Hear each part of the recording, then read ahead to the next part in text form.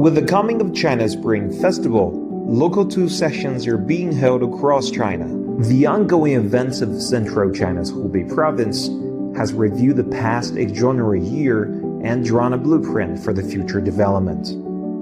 According to the Hubei government work report, Hubei's GDP is estimated to surpass 5.58 trillion yuan, around $777 billion last year, making a growth of 6%. The two sessions also serve as an important window to look into China development.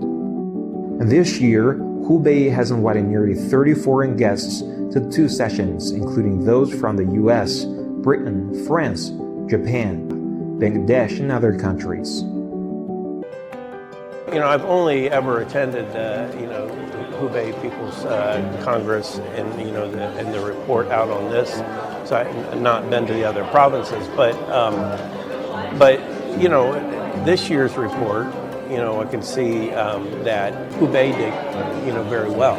So I think that's quite encouraging. I really believe 2024 is going to be even much better. Now, we're back on track. We're moving, right? So I think we'll see even more growth in 2024.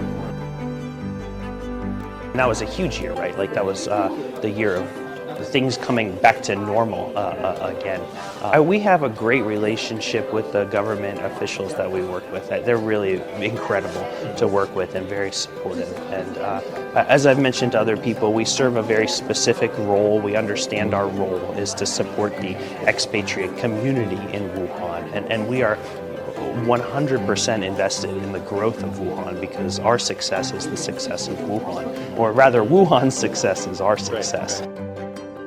If we look in China's case, we find that China is a country, they are advocating the balancing between development and the environment. How we find a balance between development and environment. And in that point of view, China is a very good solution.